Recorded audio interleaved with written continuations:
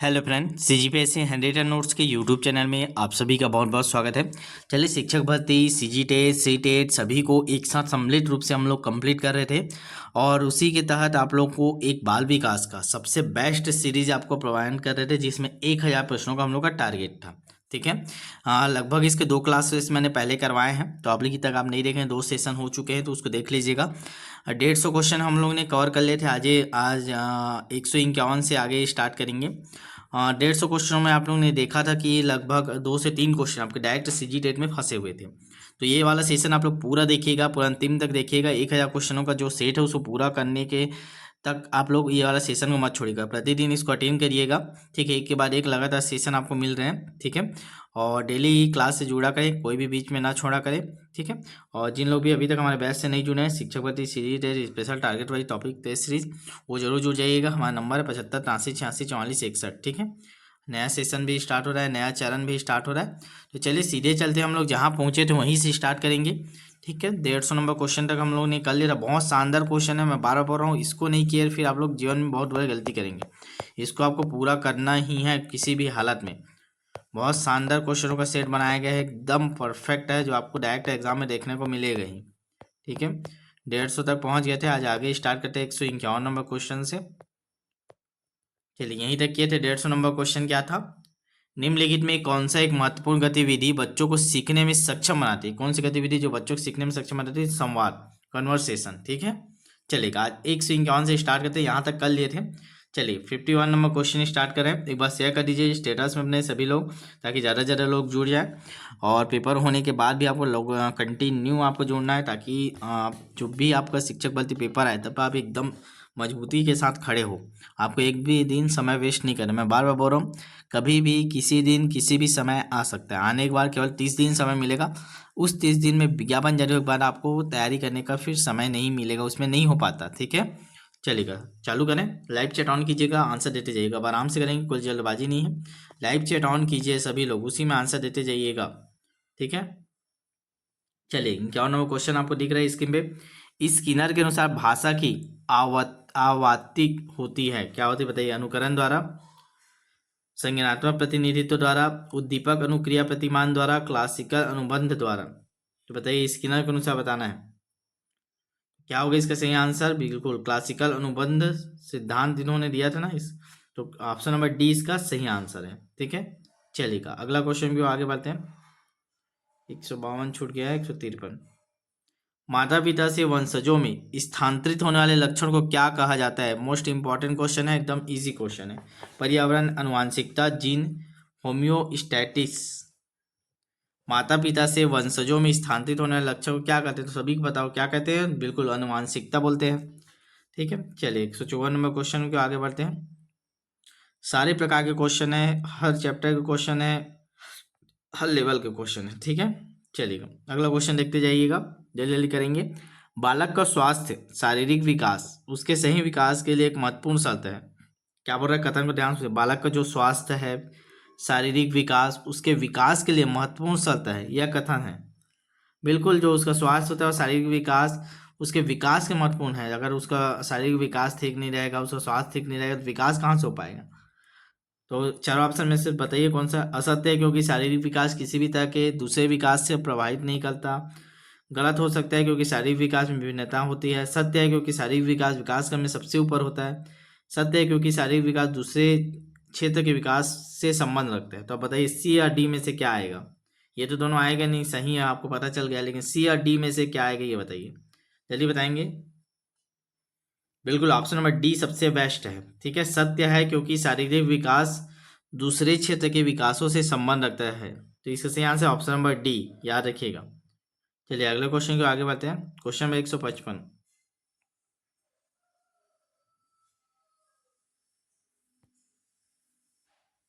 चलिएगा ध्यान से सुनेंगे, क्वेश्चन बड़ा है, इसी लेवल के क्वेश्चन आते हैं आपको, सारे नए क्वेश्चनों का समावेश इसमें मिलेगा आपको। निम्नलिखित में कौन सा अवलोकन गार्डनर की बहुबुद्धि के सिद्धांत का समर्थन करता है? अभी तो पूछा था बहुबुद्धि से संबंधित कौन? गार्डनर। तो गार्डनर की बहुबुद्धि का सिद्धांत, तो अब ये यहाँ पे एक क्वेश्चन यही भी याद कर लीजिए, बहुबुद्धि का सिद्धांत किसने दिया है? गार्डनर ने दिया है। तो उसका क्या समर्थन करता है बताइएगा उसका सिद्धांत? मस्तिष्क के एक भाग में हुई क्षति केवल एक योग्यता को प्रभावित करती है, न कि संपूर्ण मस्तिष्क को। ऐसा बोला है क्या वो? बुद्धि विश्लेषणात्मक, रचनात्मक और व्यवहारात्मक बुद्धियों के बीच अंतःक्रिया है। विभिन्न बुद्धियों अपने स्वरूप के पठान क्रमात्मक है। अनुदेशों को तैयार करते समय शिक्षक को शैक्षणिक खोज के किसी विशिष्ट सिद्धांत का अनुपालन करना चाहिए। चलिए बताइएगा, ABCD में से क्या आएगा? किसका समर्थन करता है? गार्डनर का बहुबुद्धि सिद्धांत। जल्दी बताएंगे, फास्ट करेंगे। इसका सही आंसर हो जाएगा ऑप्शन नंबर ए, मस्तिष्क के एक भाग में हुई क्षति को केवल एक योग्यता को प्रभावित करते, ना कि संपूर्ण मस्तिष्क को। ऑप्शन नंबर ए इसका सही आंसर। ध्यान दीजिएगा, गार्डनर का जो बहुबुद्धि सिद्धांत के अंतर्गत क्या बोला गया है, जो मस्तिष्क का एक भाग अगर क्षति हुआ है, राइट साइड हुआ, तो राइट साइड में जो जो योग्यता है वही प्रभावित होगा, ना कि संपूर्ण मस्तिष्क को। ठीक है, चलिए याद रखिएगा इसको। लगातार हम आपको प्रैक्टिस पे प्रैक्टिस करा रहे हैं, पूरा अंतिम तक देखिएगा। बहुत शानदार क्वेश्चनों का सेट है, ऐसे क्वेश्चन आपको बुक में नहीं मिलेगा। ठीक है, और दूसरी बात, अगर आप हमारे प्रैक्टिस बैच से नहीं जुड़े, मैं आज भी बोल रहा हूँ, नया चालू हुआ है, नया चल रहा है, पूरा सिलेबस शुरू से जुड़ जाइए, आज ही जुड़िएगा क्लास देखते साथ। ठीक है, अंतिम मौका है, पूरा अंतिम तक चलेगा, जब भी विज्ञापन है चलेगा। अगला क्वेश्चन पढ़ रहे हैं। मोहित को बच्चों को पढ़ाना पसंद है, इसीलिए वह B.Ed की प्रवेश परीक्षा के लिए खूब परिश्रम तैयारी कर रहा है। वह खालिस्तान अभिप्रेरित है। देखिएगा, ध्यान से पढ़िएगा। दो प्रकार के होते हैं अभिप्रेरणा, मोटिवेशन, आंतरिक रूप से, बाह्य रूप से। ठीक है, उसी में से बताइएगा। मोहित को बच्चों को पढ़ाना पसंद है, देखिए उसको पढ़ाना पसंद है ना, वो अपने लिए कर रहे हैं, इसीलिए वह B.Ed की प्रवेश परीक्षा के लिए खूब परिश्रम से तैयारी कर रहा है। वह खालिस्तान में प्रेरित है, आंतरिक रूप से, बाह्य रूप से, सक्रिय रूप से, बौद्धिक रूप से। बताइए किस रूप से मोटिवेट है कि उतना मेहनत कर रहा है वो? चलिए जल्दी करेंगे, इसका आंसर क्या हो जाएगा? बिल्कुल, वो आंतरिक रूप से प्रेरित है। अंदर से जो प्रेरित होता है खुद के लिए, खुद की खुशी के लिए, वो आंतरिक रूप से आता है। और जो दूसरों से प्रेरित होता है, बाहर के किसी को देख के, किसी के रिजल्ट को, किसी की सक्सेस को देख के जो प्रेरणा होता है, वो बाह्य रूप से आता है। ठीक है, चलिएगा, जिसका सही आंसर ऑप्शन नंबर ए है। अगला क्वेश्चन 57। अधिगम सिद्धांत के संदर्भ में स्कैप फोल्डिंग संकेत करता है। क्या कहता है स्कैप फोल्डिंग? पता है आपको? अनुरूपित शिक्षण को, पूर्व अधिगम का पुनरावृत्ति, वयस्कों द्वारा अधिगम में अस्थायी सहायता, छात्रों द्वारा की गई गलतियों के कारणों का पता लगाना। तो स्कैप फोल्डिंग क्या होता है ये बताना है आपको। मोस्ट इंपॉर्टेंट क्वेश्चन है, इसी प्रकार क्वेश्चन बनते हैं जो आपको नए लगेंगे ना। चलिए जल्दी बताएंगे, अधिगम सिद्धांत के संदर्भ में स्कैप फोल्डिंग क्या संकेत करता है? क्या करता है? जल्दी आंसर करें 157 नंबर क्वेश्चन का। पूरा अंतिम तक बने रहिए, कोई बीच में छोड़ के मत जाइए। मोस्ट इंपॉर्टेंट क्वेश्चन है, सब एग्जाम में काम आएगा ये। अभी सी टेट में भी आपका काम आएगा ना पूरा। क्या होगा इसका सही आंसर? बिल्कुल, इसका सही आंसर है ऑप्शन नंबर सी, वयस्कों द्वारा अधिगम में अस्थायी सहायता। ठीक है, जो अस्थायी सहायता देते हैं उसी को स्कैप फोल्डिंग कहा जाता है ना। चलिए आगे देखते हैं 158 नंबर क्वेश्चन। मूल्यांकन का मुख्य उद्देश्य होना चाहिए, बताना है आपको मूल्यांकन का जो मुख्य उद्देश्य क्या होना चाहिए। शिक्षार्थियों की त्रुटियों का निकालना, शिक्षार्थियों की उपलब्धियां मापना, यह निर्णय करना कि क्या एक विद्यार्थी को अगली कक्षा में प्रोन्नत करना चाहिए, अधिगम की कमियों का पता लगाना, उन्हें दूर करना। तो मूल्यांकन का उद्देश्य क्या है बताइए जल्दी। बढ़िया आंसर है, तुरंत देख के समझ में आ गया होगा, आंसर आने भी लगा है। बिल्कुल 158 नंबर क्या हो जाएगा? ऑप्शन नंबर डी, अधिगम की जो कमियां है उसको पता लगाना और उन्हें दूर करना ही हमारा मूल्यांकन का उद्देश्य होना चाहिए। चलिए आगे बढ़ते हैं 159 नंबर क्वेश्चन। सतत और व्यापक मूल्यांकन, ठीक है, कंटिन्यूअस कॉम्प्रिहेंसिव इवोल्यूशन, CCE बोलते हैं ना इसको, कंटिन्यूअस इवोल्यूशन। सतत और व्यापक मूल्यांकन के लिए सबसे उपयुक्त तार्किक आधार क्या है? किस आधार पे तर्क देते हैं हम लोग? अधिगम केवल एक से अधिक पहलुओं का आकलन करना, अधिगम के एक से अधिक पहलुओं का आकलन करना, कंटिन्यूअस का हो गया उसका अर्थ। मूल्यांकन के अवसरों का अधिकतमीकरण, मानव व्यक्तित्व की समग्र प्रकृति, शिक्षकों पर बोझ बढ़ाना। तो ये तो ऐसी कट गई, ये तो आएगा नहीं। अब तीनों में से बताइए, मूल्यांकन का अवसर देंगे क्या? ये भी नहीं आएगा।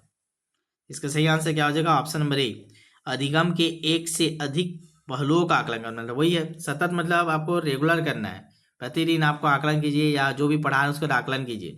दूसरा, व्यापक रूप से कीजिए, ना कि आप जो पढ़ा उसी, इसके हर रूपों का आकलन कीजिए। बच्चे के हर प्रकार के गुणों को आप नापिए, क्या कमी क्या है, क्या कर सकते हैं, हर पहलुओं को ठीक है, तो इसका सही आंसर ऑप्शन नंबर ए, अधिगम के एक से अधिक पहलुओं का आकलन करना।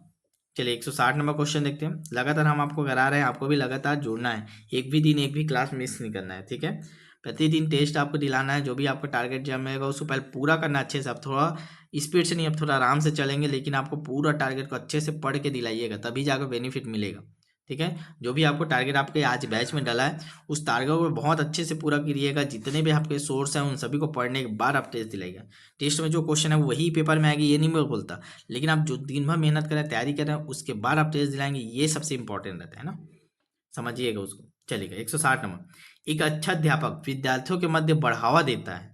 किसको बढ़ावा देता है? प्रतियोगिता की भावना को, सहयोग की भावना को, प्रतिद्वंदिता की भावना को, तटस्थता की भावना को। तो एक अच्छा अध्यापक विद्यार्थियों के मध्य क्या चीज को, भावना को बढ़ाता है? बताइए। प्रतिद्वंदता कभी नहीं बढ़ाता, लड़ाई झगड़ा करवाएगा क्या? एक ऑप्शन काट गया, जल्दी बताइए बाकी। तो क्या चीज को बढ़ावा देता है? सहयोग की भावना को। कभी भी वो लड़ाई झगड़ा प्रतियोगिता ये सबको नहीं बताइए। एक अच्छा अध्यापक रहेगा वो हमेशा सहयोग की भावना को विद्यार्थियों के मध्य बढ़ावा देता है। ऑप्शन नंबर बी इसका सही आंसर है। चलिए आगे बढ़ते हैं, अगला क्वेश्चन 161 नंबर क्वेश्चन। आधुनिक शिक्षण अधिगम प्रक्रिया में शिक्षक की भूमिका है सीखने हेतु एक अच्छे सुलभकर्ता की, बच्चों को गणित विज्ञान और भाषा सीखने की, बच्चों को मूल्यदायी शिक्षा देने की, बच्चों को सभी कुछ पढ़ाने की। तो आधुनिक शिक्षण अधिगम प्रक्रिया में शिक्षक की भूमिका बताना है। शिक्षक का क्या काम है? भूमिका मतलब उसका क्या काम है अभी अभी के समय में, जल्दी बताएंगे। चारों ऑप्शन आपके सामने है, देखिए चारों सही है, लेकिन उसमें से सबसे बेस्ट क्या है वो बताइएगा। इसका सबसे best answer option number A, सीखने हेतु एक सुलभकर्ता की भूमिका होती है। सुलभकर्ता, सहयोगकर्ता भी आता है, सुलभकर्ता भी होता है, मार्गदर्शक भी होता है, बहुत प्रकार से इसको ऑप्शन को चेंज करके इसी क्वेश्चन को पूछा जाता है। ठीक है, तो जो सबसे बेस्ट आपको लगेगा उसी को आंसर लगाना रहता है। चलिएगा, जो आपको कैसे आएगा, प्रैक्टिस आएगा। इसलिए मैं बोला हूँ कि बार बार हर टॉपिक वैसे आपको प्रैक्टिस करना है। आप कहीं से भी पैड कोर्स खरीदे हो, कहीं से भी सेल्फ स्टडी कर रहे हो, बहुत अच्छी बात है, लेकिन आप जब तक प्रैक्टिस नहीं करेंगे आपका माइंड है जो सही आंसर लेने के लिए तैयार नहीं हो पाएगा। इतना उसको प्रैक्टिस करवा दो, इतना आदत पड़वा दो कि वो सही आंसर में आप लेने लगे। चलिए अगला क्वेश्चन। एक शिक्षिका अपनी कक्षा को प्रतिभाशाली बच्चों की योग्यताओं की उपलब्धि चाहती है। अपने उद्देश्य की प्राप्ति के लिए उसे निम्नलिखित में से क्या नहीं करना चाहिए? विशेष ध्यान के लिए उन्हें समकक्षों से अलग करना, उनकी सृजनात्मकता को समृद्ध करने के लिए उन्हें चुनौती देना, गैर शैक्षणिक गतिविधियों को आनंद लेना, तनाव को नियंत्रित करना सीखना। क्या नहीं करना चाहिए बोला, मतलब निगेटिव, ये तो करना चाहिए, ऑप्शन बी करना चाहिए। गैर शैक्षिक गतिविधियों में आनंद लेना ये भी सिखाना चाहिए, लेकिन क्या नहीं करना चाहिए पूछा है ना। तो इसका सबसे निगेटिव वाला क्या है? अलग करने वाला। अलग करने वाला कभी आता नहीं, पृथक करना नहीं बच्चों को। देखिए यहाँ पे क्या बोला था, विशेष ध्यान के लिए उन्हें समकक्षों से अलग करना। अलग करना शब्द निगेटिव आ गया, निगेटिव वर्ड। एक बार मैं एक वीडियो भी बना दूंगा निगेटिव पॉजिटिव वर्ड को, जो भी वर्तमान में के लिए इंपॉर्टेंट है उसको भी देख लीजिएगा। तो अलग करना निगेटिव आ गया, तो नहीं पूछा तो मतलब निगेटिव बताना, तो ऑप्शन नंबर ए ही सही होगा। ये चीज़ नहीं करना चाहिए शिक्षक को, कभी भी बच्चों को अलग नहीं करना है। ठीक है, चलिए 163 नंबर क्वेश्चन। मानव व्यक्तित्व परिणाम है किसका है? मानव का जो व्यक्ति है वो परिणाम किसका है? व्यक्तित्व आएगा। मानव का जो व्यक्तित्व किसका परिणाम है? पालन पोषण और शिक्षा का, अनुवांशिकता और वातावरण की अंतःक्रिया का, केवल वातावरण का, केवल अनुवांशिकता का। चलिए जल्दी बताएंगे इसका आंसर। पूरा अंतिम तक जुड़े रहिएगा, बीच में नहीं छोड़ना है। और जब भी आप वीडियो देख रहे हैं, मैं बोल रहा हूँ कि वीडियो जैसे ही खत्म होगा आप तुरंत मैसेज कीजिए व्हाट्सएप में और तत्काल आप जुड़ जाइएगा। ठीक है, जल्दी बताएंगे। चलिए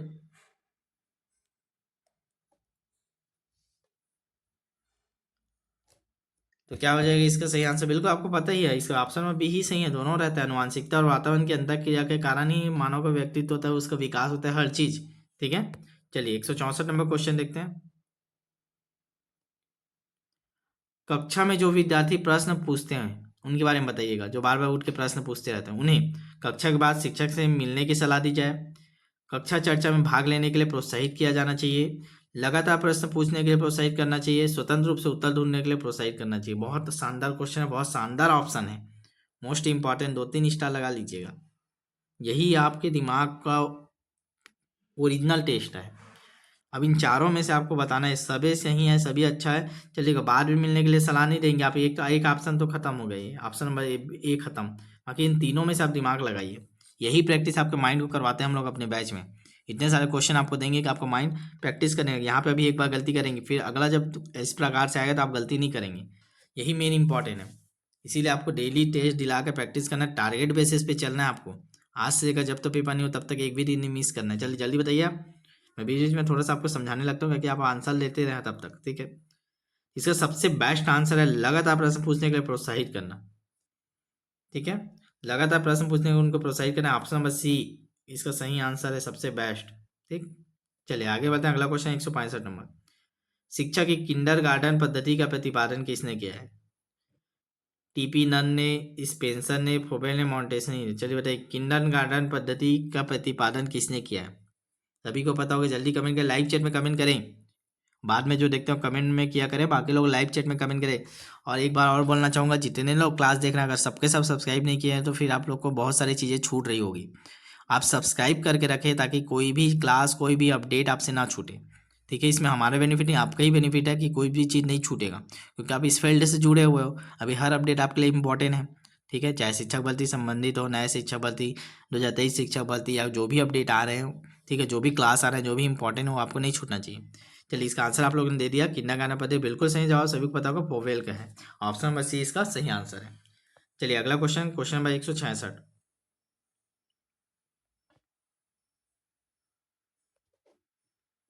निम्नलिखित में कौन सा कथन अधिगम के संबंध में सही है? अब आपको बताना है सही कौन सा है। बच्चों द्वारा की गई त्रुटियों से संकेत मिलता है कि किसी प्रकार का अधिगम नहीं हुआ है। अधिगम ऐसे वातावरण से प्रभावी होता है जो शिक्षार्थियों के लिए भावनात्मक रूप से सकारात्मक और संतोषजनक है। अधिगम के स्तर पर अधिगम भावनात्मक कारकों से नहीं प्रभावित होता है। अधिगम मूल रूप से मानसिक गतिविधि है। तो आपको बताना है निम्नलिखित में कौन से कथन अधिगम के संबंध में सही है। चलिए आराम से पढ़िए, बड़ा क्वेश्चन, समझ में नहीं आया होगा। अधिगम के बारे में कौन सा सही कथन है, चारों ऑप्शन में से बताइए।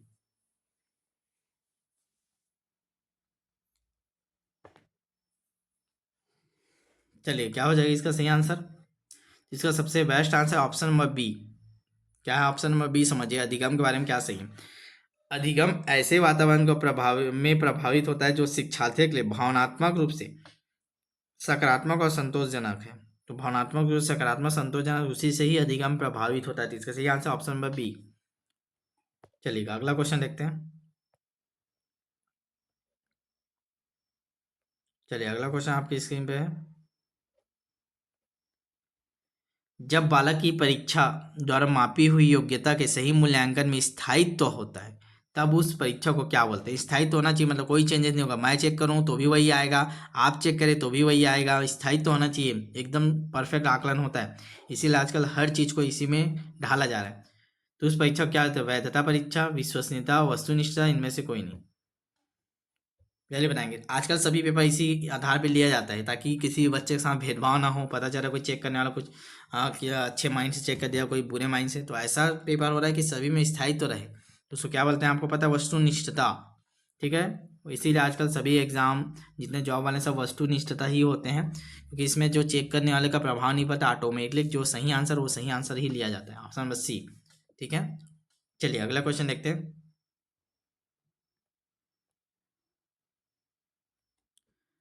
निम्नलिखित में कौन सा शारीरिक विकास के प्रमुख नियम है? शारीरिक विकास का एक प्रमुख नियम कौन सा है? मानसिक विकास से भिन्नता का नियम, अनियमित विकास का नियम, द्रुतगामी विकास का नियम, कल्पना और संवेगात्मक विकास से संबंध का नियम। चलिए बताएंगे निम्नलिखित में कौन सा शारीरिक विकास के एक प्रमुख नियम है? मानसिक विकास से भिन्नता का नियम, अनियमित विकास का नियम, द्रुतगामी विकास का नियम, कल्पना और संवेगात्मक विकास से संबंध नियम। शारीरिक विकास का प्रमुख नियम बताना है आपको। तो क्या हो जाएगा? शारीरिक विकास का प्रमुख नियम कौन सा है? तो ऑप्शन नंबर सी, द्रुतगामी विकास का नियम, ठीक है। इसका सही आंसर हो जाएगा ऑप्शन नंबर सी। चलिए आगे बढ़ते हैं, अगला क्वेश्चन।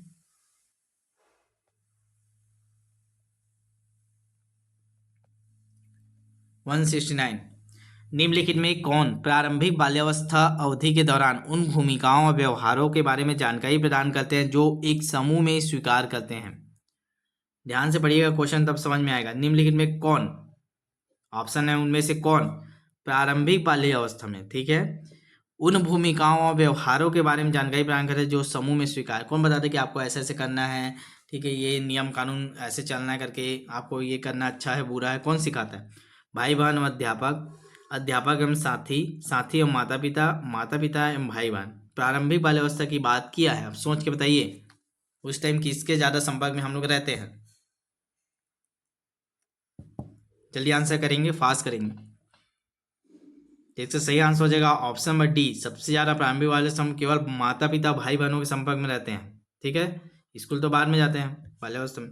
इसका सही आंसर हो जाएगा ऑप्शन नंबर डी, माता पिता और भाई बहन, ठीक है। ये क्वेश्चन आया हुआ है, कई बार पूछा गया है, हर बार थोड़ा सा इसको फॉर्मेट को चेंज कर देता है, लेकिन आंसर यही आएगा, याद रखिएगा।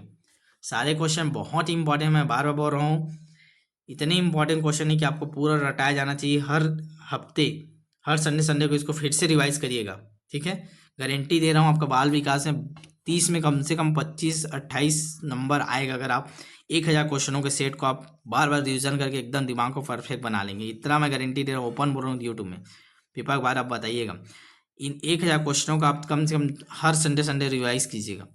यही क्वेश्चन आएगा, नहीं यही क्वेश्चन, इसमें से बहुत सारे क्वेश्चन हूबहू फंसेंगे आपके एग्जाम में। साथ ही साथ आपका दिमाग सही आंसर लेने के लिए इतना प्रैक्टिस हो जाएगा उसको, ठीक है, कि ऑटोमेटिक वो परफेक्ट आंसर लेगा। 1000 क्वेश्चनों का सेट अगर आपने कंप्लीट कर लिया तो कुछ भी हो जाए, इसको कंप्लीट करना है आपको भी और मेरे को भी, ठीक है। मेरे लिए भी ये चैलेंज है 1000 क्वेश्चनों को कंप्लीट करवाना, ठीक है। चलिए आगे देखते हैं। निम्नलिखित में कौन सा, बहुत मेहनत में बनाया ना ये क्वेश्चनों का सेट, निम्नलिखित में कौन सा आयु समूह परवर्ती बाल्यावस्था श्रेणी के अंतर्गत आता है? परवर्ती बाल्यावस्था श्रेणी के अंतर्गत आता है, बताइएगा। 11 से 18 वर्ष, 18 से 24 वर्ष, जन्म से 6 वर्ष, जन्म से 11 वर्ष। तो बताइएगा निम्नलिखित में कौन सा आयु समूह परवर्ती बाल्यावस्था श्रेणी के अंतर्गत आता है? पूर्ववर्ती बाल्यावस्था, परवर्ती बाल्यावस्था, तो कौन सा आता है? परवर्ती बाल्यावस्था आपका जन्म से जो नहीं 6 से 11 वर्ष आएगा ना, ये पूर्ववर्ती बाल्यावस्था में आता है 6 वर्ष तक, और 6 के बाद जो रहता है वो परवर्ती बाल्यावस्था में आता है। तो 6 से 11 वर्ष याद रखिएगा इसको, ऐसे ही क्वेश्चन पूछता है आजकल। चलिए आगे बढ़ते हैं। पूर्व संक्रियात्मक पूछा था ना सीजी टेट में, 171 नंबर क्वेश्चन। खाली स्थान में मापन की भूमिका तब सीखी हुई कुशलताओं में निष्पादन के एक संपूर्ण अवलोकन देती है। निर्माणात्मक मूल्यांकन, योगात्मक मूल्यांकन, निदानात्मक मूल्यांकन, इनमें से कोई नहीं। तो खाली स्थान में किसी मापन की जो भूमिका सब सीखी हुई कुशलताओं के निष्पादन का एक संपूर्ण अवलोकन करता है। क्वेश्चन अजीब लग रहा होगा, 2 बार पढ़िए तब आपको क्वेश्चन समझ में आएगा। कोई भी बीच में नहीं छोड़िएगा, लाइव चैट में आंसर देते जाइएगा, ठीक है। पूरा सेट कंप्लीट करना है। चलिए जल्दी बताएंगे। देखिए तो इसका सही आंसर हो जाएगा ऑप्शन नंबर बी, योगात्मक मूल्यांकन, ठीक। मेन यही रहता है, योगात्मक मूल्यांकन में मापन की भूमिका तब सीखी हुई कुशलताओं के निष्पादन के एक संपूर्ण अवलोकन देता है। ऑप्शन नंबर बी इसका सही आंसर, याद रखिए, योगात्मक मूल्यांकन। चलिए आगे बढ़ते हैं। 172 नंबर क्वेश्चन। एक बालक का बौद्धिक विकास अनुकूलन और खाली स्थान से संबंधित है। अभिज्ञान, मानसिक निरूपण, समझौता, समायोजन। चलिए बताइए, एक बालक का बौद्धिक विकास अनुकूलन और खाली स्थान से संबंधित है। बौद्धिक विकास की बात किया है, अनुकूलन एक दे दिया है, दूसरा आपको बताना है किससे संबंधित है। जल्दी आंसर करेंगे लाइव चैट में सभी। 172 नंबर क्वेश्चन का आंसर क्या होगा, जल्दी बताएं। बिल्कुल, दूसरा आपका आएगा समझौता, ठीक है। अनुकूलन और समझौता से संबंधित बौद्धिक विकास, अनुकूलन और समझौता, ऑप्शन नंबर सी इसका सही आंसर है। चलेगा आगे बढ़ते हैं। किसी भी क्वेश्चन के आंसर में आपको कोई भी डाउट होगा तो आप उसके स्क्रीनशॉट लेके हमारा जो अगर बैच से जुड़े हैं तो डाउट ग्रुप बना हुआ है आपका, शिक्षक का भी डाउट ग्रुप बना है, सहायक शिक्षक का भी, तो किसी में भी आप भेज देंगे और उसमें डिस्कस कर लीजिए सभी लोगों से कि आपको क्या लगता है, ये आंसर सर बताएं, कुछ गलत है क्या, सही है क्या करके। हो सकता है मेरा कोई सोचने का तरीका कुछ गलत निकल जाए, या आप किसी बुक में इसको डायरेक्ट आपको मिल जाए, हो सकता है पढ़े होंगे तो उससे परफेक्ट आंसर आपको पता चल सकता है। इसमें बहुत सारे नए क्वेश्चन हैं जो मैं अपने अनुसार, अपने ज्ञान बुद्धि के अनुसार आंसर ले रहा हूँ, ठीक है। तो आप भी उसमें अपना बता सकते हैं, ठीक है। चलेगा अगला 173। अपनी कक्षा के एक विद्यार्थी की प्रवृत्ति को यदि शिक्षक बदलना चाहता है, मतलब देखे कि इसकी प्रवृत्ति बार बार ऐसा आदत है उसको बदलना है, तो उसको क्या करेगा? विद्यार्थी के साथ कड़ाई से पेश आना होगा, कक्षा के अन्य विद्यार्थियों को उससे न जानने योग्य दूरी बनाने के लिए कहना होगा, उसके समूह के सभी सदस्यों की प्रवृत्ति बदलनी होगी, विद्यार्थी को पढ़ने के प्रति प्रेरित करना होगा। किसी की जो आदत है, कोई बेकार आदत है, खराब आदत है, उसको बदलना चाहता है शिक्षक भाई। अच्छा आदत तो बदलेगा नहीं, कुछ भी गलत कर रहा है, कोई आदमी बदमाशी कर रहा है, कोई बार बार कुछ गलत आदतों में है, उसको बदलना है किसी शिक्षक को, वो क्या करेगा? जल्दी बताएंगे, बढ़िया बढ़िया आंसर फिर बताइएगा। वो क्या करेगा? इसका सबसे बेस्ट आंसर है ऑप्शन नंबर सी, उसके समूह के सभी सदस्यों की प्रवृत्ति को बदलेगा, क्योंकि ग्रुप में जैसा बच्चा देखता है उसी अनुसार करता है, जिसका सबसे best answer option number C है। ठीक है, चलिए अगला क्वेश्चन को आगे बढ़ते हैं। Most important question, Bhatia battery वाला क्वेश्चन आता है ना। भाटिया बैटरी का प्रयोग निम्न में से किसके परीक्षण हेतु किया जाता है? व्यक्तित्व के, बुद्धि के, सृजनात्मक या अभिवृद्धि? पढ़े आप लोग भाटिया बैटरी, डी पढ़े होंगे, फिर आपकी तैयारी अधूरी है। भाटिया बैटरी मोस्ट इंपॉर्टेंट है, भाटिया बैटरी का प्रयोग आता है, इसके बारे में पढ़िएगा। चलिए बताइए, इस ये निम्न में से किसके परीक्षण के लिए इंपॉर्टेंट है? जल्दी आंसर करेंगे। तो भाटिया बैटरी किसके रहता है? तो बुद्धि का, ऑप्शन बी इसका सही आंसर, याद रखिएगा। भाटिया बैटरी बुद्धि परीक्षण के लिए इंपॉर्टेंट है, उसी के लिए बनाया गया था। ठीक है, चलिए आगे बढ़ेंगे।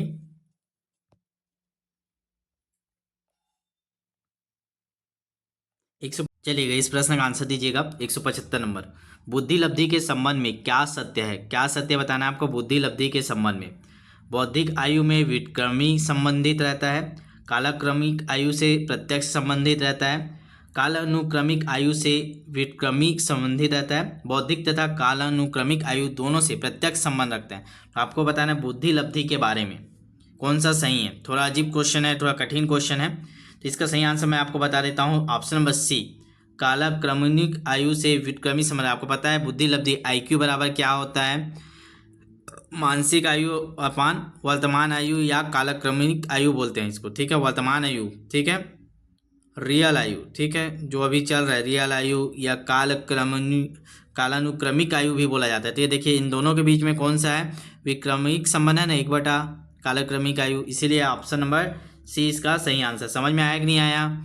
ये अनुक्रमानुपाती है, विक्रमानुपाती है, इसके साथ नीचे में रहता है जो वर्तमान आयु, उसी को कालक्रमिक आयु, काल के अनुसार कौन सा आयु चल रहा है। ठीक है, इसका सही आंसर हो जाएगा ऑप्शन नंबर सी। चलिए अगला क्वेश्चन, मोस्ट इंपॉर्टेंट क्वेश्चन अगला, बहुत बार पूछा गया है। बुद्धि का तरल मोजेक मॉडल किसने दिया था? कैटल ने, गिलफर्ड ने, थॉमसन ने, स्पीयरमैन ने? तो आपको बताना है जो बुद्धि का तरल मोजेक मॉडल किसने दिया था। तो किसने दिया था जल्दी बताएंगे, आंसर करेंगे फास्ट।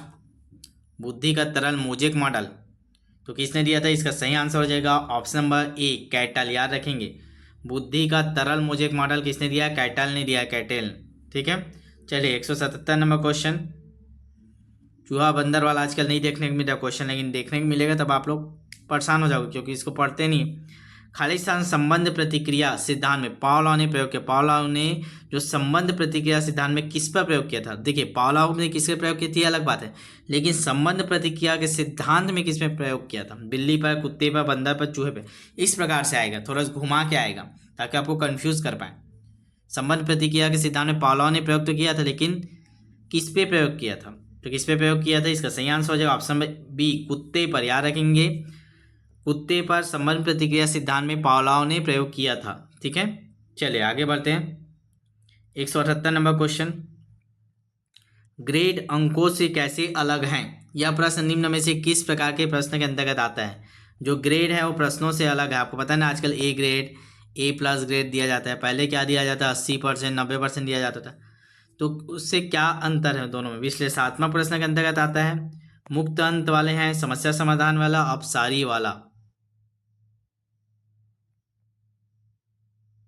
कैसा संबंध रखता है ना? चलिए आंसर भी विश्लेषणात्मक आएगा। क्या था क्वेश्चन? विश्लेषण करते हैं ना, इसीलिए विश्लेषणात्मक आता है। ग्रेड अंकों से कैसे अलग हैं? जो ग्रेड है वो अंकों से कैसे अलग है? यह प्रश्न निम्न में से किस प्रकार के प्रश्नों से संबंध रखता है? तो जो ग्रेड है वो प्रश्नों कैसे अलग है ऐसे पूछे, मतलब विश्लेषणात्मक आ रहा है, आप विश्लेषण करके बताएंगे कैसे अलग है। तो ये इसके अंतर्गत आता है ऑप्शन नंबर ए के अंतर्गत। ठीक है, चलिए अगला क्वेश्चन देखते हैं। बड़ा क्वेश्चन है, ध्यान से पढ़िएगा तब समझ में आएगा। ठीक है, चलिए, बहुत बड़ा क्वेश्चन है ना, ध्यान से सुनिएगा। मानवीय विकास में आनुवांशिकता एवं परिवेश, बोलते हैं ना, परिवेश और वातावरण और आनुवांशिकता का मेन भूमिका रहता है। तो मानवीय विकास में आनुवांशिकता एवं परिवेश की भूमिका के संदर्भ में निम्नलिखित में कौन सा कथन समुचित है, मतलब सही है, कौन सा कथन बताना है? विकास के विभिन्न क्षेत्रों में आनुवांशिकता एवं परिवेश का सापेक्षिक प्रभाव परिवर्तनशील है। भारत सरकार की विभेदात्मक क्षतिपूर्तता संबंधित नीति मानवीय विकास में प्रकृति की भूमिका पर आधारित है। परिवेश की भूमिका लगभग स्थिर सी रहती है, जबकि आनुवांशिकता का प्रभाव परिवर्तित हो सकता है। गलत बोला है, जबकि आनुवांशिकता कभी परिवर्तित ही नहीं होता। व्यवहारवाद के सिद्धांत प्रायः मानवीय विकास में प्रकृति की भूमिका पर आधारित है। बहुत कठिन क्वेश्चन का लेवल का है, आपका दिमाग कितना एक्टिव है इससे पता चलेगा। चलिए बताइए कि इसका आंसर क्या होगा। देखिए ये वाला तो ऐसे ही गलत हो गया, आनुवांशिकता स्थिर रहते हैं। 3 बज गए, ये वाला भी नहीं आएगा। इसका सही आंसर सबसे बेस्ट तो ऑप्शन ए ही लग रहा है, वही आंसर है। विकास के विभिन्न क्षेत्रों में आनुवांशिकता एवं परिवेश का सापेक्षिक प्रभाव परिवर्तनशील है। ठीक है, परिवर्तनशील होते रहते हैं वातावरण के अनुसार। ठीक है, तो चलेगा अगला क्वेश्चन पे आगे बढ़ते हैं। अगला क्वेश्चन, निम्नलिखित में कौन सा प्रतिभाशाली छात्र के लिए उचित प्रदत्त कार्य, मतलब प्रतिभाशाली जो छात्र 140 प्लस बुद्धि लब्धि वाले, उनको कौन सा कार्य अच्छा, उनके लिए कौन सा कार्य दिया जाना चाहिए। अन्य छात्रों की तुलना में समान परंतु अधिक अभ्यास देना चाहिए क्या उनको। उनकी शक्तियों को सही दिशा देने तथा उसे व्यस्त रखने के लिए अपने साथी छात्रों को पढ़ाने के लिए कहना। उनको बोलिए कि ज़्यादा प्रतिभा से अपने साथी लोग को पढ़ाइए। विभिन्न विषयों पर आधारित विज्ञान की नई आदर्शात्मक पुस्तक का निर्माण करना, पुस्तक निर्माण करने के लिए बोलिए उनको।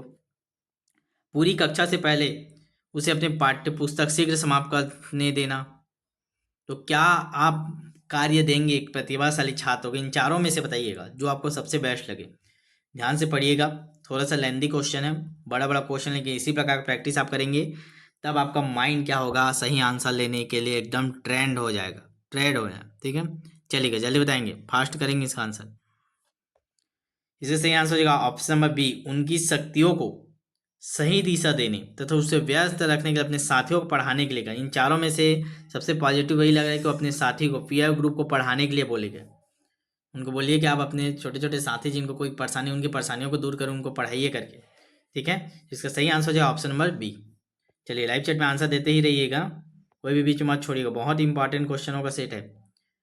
विकास की प्रक्रिया के 4 बुनियादी तत्वों की पहचान की गई। तो विकास की प्रक्रिया के 4 बुनियादी तत्व कौन कौन से हैं। एरिक्सन द्वारा, स्किनर द्वारा, पियाजे द्वारा, कोहलबर्ग द्वारा। तो विकास की प्रकार के 4 बुनियादी तत्वों की पहचान किसके द्वारा की गई है, जल्दी बताएंगे आंसर 181 नंबर क्वेश्चन का। चलिए जल्दी बताइए, फास्ट करेंगे। तो विकास की प्रक्रिया के 4 बुनियादी तत्वों की पहचान की गई किसके द्वारा, तो ये है पियाजे के द्वारा। ऑप्शन नंबर सी इसका सही आंसर है, पियाजे के द्वारा। ठीक है, चलिएगा अगला क्वेश्चन।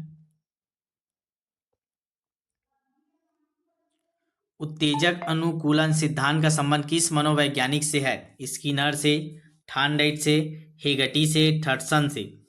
उत्तेजक अनुकूलन सिद्धांत, ध्यान रखिएगा किससे संबंधित है उत्तेजक अनुकूलन सिद्धांत, ये है ऑप्शन बी थार्नडाइट से। याद रखें ऑप्शन बी थार्नडाइट से संबंधित है उत्तेजक अनुकूलन सिद्धांत। ठीक है, चलिए आगे बढ़ते हैं। 183 नंबर क्वेश्चन, पुनरावृत्ति के सिद्धांत किस प्रसिद्ध मनोवैज्ञानिक से संबंधित है। तो जो पुनरावृत्ति का सिद्धांत है वो किस मनोवैज्ञानिक से संबंधित है, थॉमसन से, स्टैनली हॉल से, स्किनर से, फ्रायड से।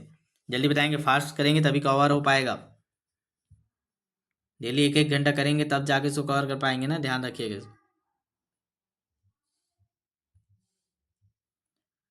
जल्दी आंसर करेंगे, लाइव चैट में ही आंसर करना है आपको, बीच में नहीं छोड़ना है। तो पुनरावृत्ति का सिद्धांत किससे संबंधित है, स्टैनले हॉल से, याद रखिएगा ऑप्शन नंबर बी। चलिए 184 नंबर क्वेश्चन, अधिगम से संबंधित बहुप्रतिक्रिया का नियम किस श्रेणी का है। जो अधिगम संबंधित बहुप्रतिक्रिया का नियम, मुख्य नियम, गौण नियम, मुख्य और गौण दोनों प्रकार का, इनमें से कोई नहीं। तो अधिगम से संबंधित बहुप्रतिक्रिया का नियम किस श्रेणी के अंतर्गत आता है, तो ये आता है आपके गौण नियम के अंतर्गत, ऑप्शन नंबर बी। चलिए अगला क्वेश्चन 185 और करें, कितना तक करें आज। निम्नलिखित में कौन सी अधिगम की विधि है, छूकर सीखना, सुनकर सीखना, करके सीखना, उपरोक्त सभी। तो कौन सा विधि है अधिगम के अंतर्गत,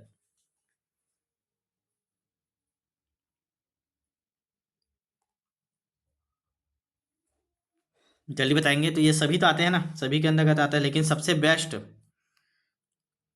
कौन सी विधि, देख छूकर सीखना तो विधि का, अच्छा विधि के अंतर्गत पूछे कौन सी विधि का, अधिगम की विधि के अंतर्गत आएगा, केवल करके सीखना। करके सीखना अधिगम विधि के अंतर्गत आता है, इसका कोई उल्लेख नहीं। सुनकर सीखना, छूकर सीखना, ये तो विधि विधि के अंतर्गत करके सीखना आता है, पढ़े होंगे ना। चलिए 186 नंबर क्वेश्चन, निम्नलिखित में आदत होती है, आदत किसके अंतर्गत आता है? जो आदत होता है बच्चों में, वो आदत किसके अंतर्गत आता है? संवेगात्मक क्रिया, मूल संवेगात्मक क्रिया, पूर्व अनुभव की पुनरावृत्ति, उपरोक्त सभी। तो जो आदत होते हैं वो किसके अंतर्गत आते हैं, जल्दी बताएंगे आप लोग, बढ़िया क्वेश्चन है। तो जो आदत होते हैं वे आपके पूर्व अनुभव के पुनरावृत्ति के अंतर्गत आता है। उनको जैसे अनुभव हुआ रहता है पुनरावृत्ति के अनुसार, उसी के अनुसार उनका आदत बन जाता है। तो इसका ऑप्शन होगा सी। चलिएगा 187 number question, primary mental abilities नामक पुस्तक के लेखक कौन है?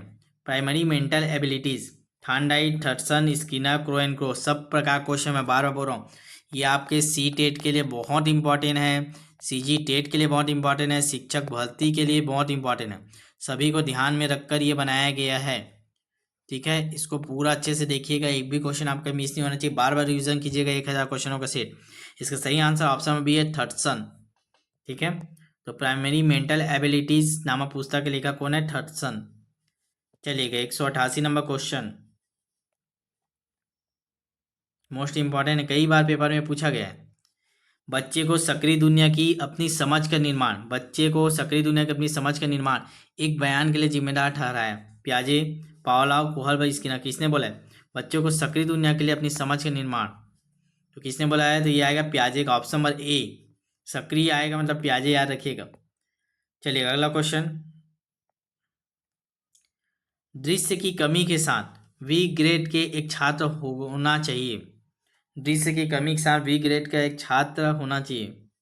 माता पिता और दोस्तों के द्वारा दिनचर्या के काम के साथ मदद के काम के निचले स्तर पर माफ, आईडीओसीडी के माध्यम से कक्षा में सामान्य इलाज और सहायता प्रदान की जाए, विशेष उपचार की कक्षा। तो थोड़ा सा क्वेश्चन अजीब है, थोड़ा सा आपको आंसर लेने में दिक्कत जाएगी, इसलिए मैं सीधा आपको आंसर बता रहा हूँ इसका।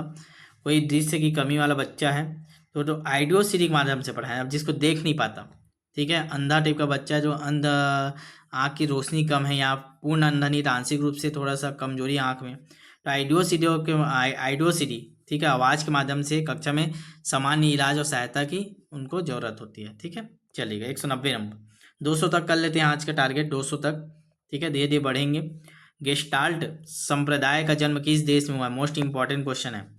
इटली में, जर्मनी में, अमेरिका में, ठीक है, जमैका। ये क्या होता है? चलिएगा जल्दी बताएंगे। गेस्टाल्ट संप्रदाय, तो गेस्टाल्ट कहाँ के थे? जर्मनी के थे। ऑप्शन नंबर 20 का सही आंसर है। ध्यान रखिएगा, जो गेस्टाल्ट थे, इन्होंने गेस्टाल्टवाद का सिद्धांत दिया था, इसका जन्म किस देश में हुआ था? जर्मनी में। चलिए 191 नंबर, 191, समग्रवाद में मुख्य रूप से ध्यान दिया जाता है। अब समग्रवाद में किसका ध्यान दिया जाता है? अंश पूर्ण से की ओर, अंश से पूर्ण की ओर, एक तरफ से अंश की ओर, पूर्ण से अंश की ओर, बीच की ओर। तो समग्रवाद में हम लोग क्या जाएंगे? पूर्ण से अंश की ओर जाते हैं, ऑप्शन नंबर सी। इसको देख लीजिएगा ना, थोड़ा सा क्वेश्चन, इसको थोड़ा एनालिसिस कीजिएगा, कहीं मिले आपको, इस बारे में पता कीजिएगा समग्रवाद में, ठीक है। चलिएगा 192 नंबर क्वेश्चन, कौन सा संप्रदाय मनोविज्ञान को चेतना का मनोविज्ञान कहा जाता है? मोस्ट इंपॉर्टेंट है एकदम, 100% स्टार लगा लीजिए, 10-20 ठो। चेतना का विज्ञान किसे कहा करके पूछता है, बहुत सारे अलग अलग क्वेश्चनों में इसको घुमा घुमा पूछता है। प्रकार्यवाद, संरचनावाद, समग्रवाद, व्यवहारवाद। तो चेतना का विज्ञान किसके अंतर्गत आता है? तो यह आता है ऑप्शन नंबर 20, संरचनावाद के बाद, ठीक है। संरचनावाद संप्रदाय मनोविज्ञान को चेतना का विज्ञान मानता है। तो चेतना विज्ञान किससे संबंधित है? संरचनावाद से। चलिए 193 नंबर क्वेश्चन देखते हैं, 200 तक करेंगे आज, बने रहिएगा अंतिम तक। लास्ट में बताइए कैसा लगा क्वेश्चन, इसी पर आप पूरा कंप्लीट करना है, 1000 क्वेश्चनों का सेट। चलिएगा क्वेश्चन ध्यान से पढ़िएगा, बड़ा क्वेश्चन है। निम्नलिखित में जेबी वाटसन की बात किया है। जेबी वाटसन ने मनोविज्ञान के किस संप्रदाय को मन रहित मनोविज्ञान का है? मन से रहित। संरचनावाद को, प्रकार्यवाद को, व्यवहारवाद को, समग्रवाद को। तो जेबी वाटसन की बात का है, किस संप्रदाय को इन्होंने मन से रहित बोला है? इसका सही आंसर होगा ऑप्शन नंबर सी, व्यवहारवाद को। तो जेबी वाटसन ने व्यवहारवाद को मन से रहित मनोविज्ञान की संज्ञा दी है, ठीक है। चलेगा अगला क्वेश्चन, स्थानीय इतिहास के लिए सबसे अधिक उपयोगी शिक्षण विधि कौन सा है? तो स्थानीय इतिहास के लिए सबसे उपयोगी शिक्षण विधि कौन सा है? क्षेत्रीय भ्रमण विधि, पर्यटन विधि, प्रयोगशाला विधि, उपरोक्त सभी। स्थानीय इतिहास तो आप सबसे मेन है वही, आपको वहाँ ले जाओ ना भैया, घुमा के ले लाओ। तो क्षेत्रीय भ्रमण विधि आएगा option number A. 195 number question करते हैं। सामाजिक अध्ययन का सबसे अधिक महत्व किसमें होता है? सामाजिक गतिविधि में, सामाजिक मूल्यों के विकास में, सामाजिक नियम में, सामाजिक सुधार में। जल्दी बताएंगे, सामाजिक अध्ययन का सबसे अधिक महत्व किसमें होता है?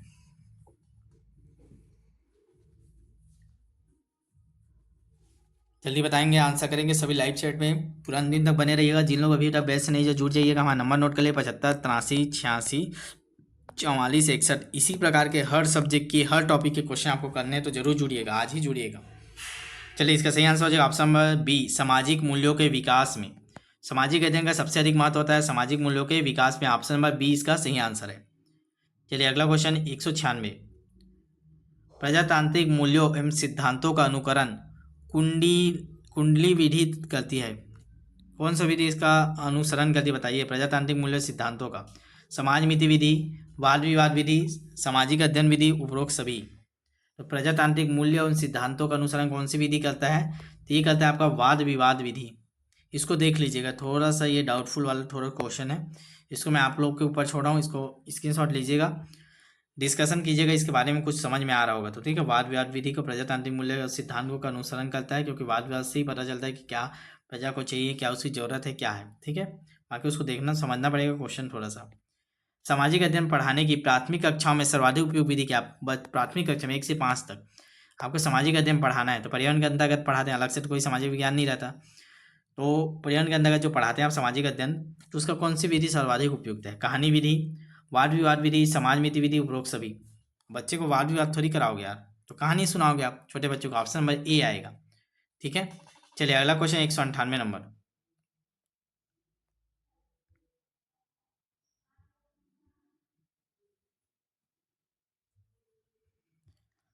अगला क्वेश्चन है, छात्रों का उनके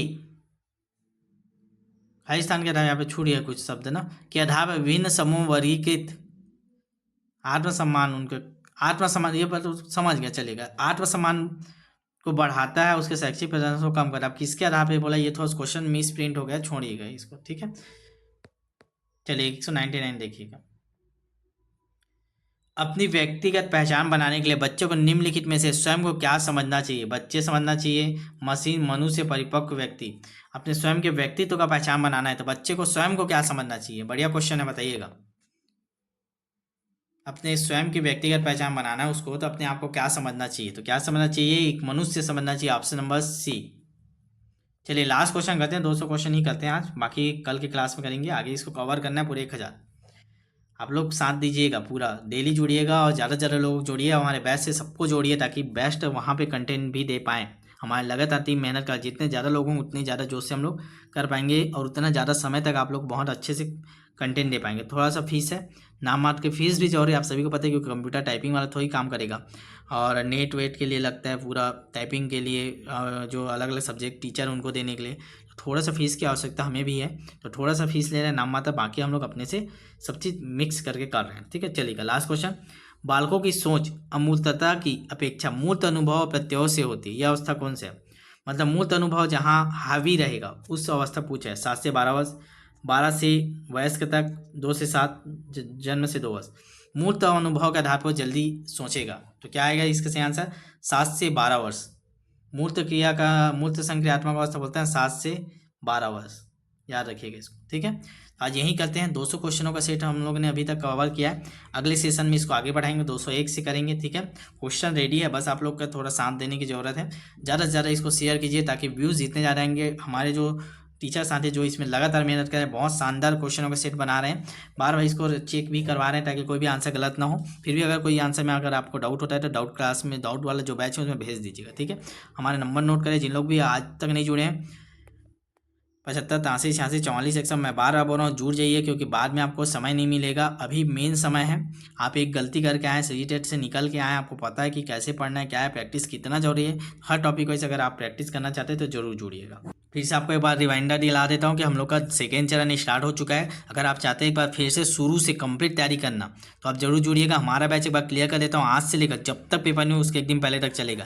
तो आपको ये सोच के नहीं रुकना है कि पेपर मतलब विज्ञापन कब आएगा, आज आएगा कल आएगा, आपको उससे मतलब नहीं रखना। आप डेली प्रैक्टिस कीजिए। आज से लेकर हम आपकी पूरी जवाबदारी के साथ आपकी प्रैक्टिस कराएंगे पेपर तक, चाहे 1 साल लगे चाहे 2 साल लगे, उसकी आपको चिंता ही नहीं करना है। ये नंबर है, नंबर फटाक से SMS कीजिए व्हाट्सअप में। और तत्काल जो ये एकदम ऑफर फीस है, एक बार पैसा देना है, फिर आपको कभी भी 1 रुपया नहीं लगेगा, ठीक है।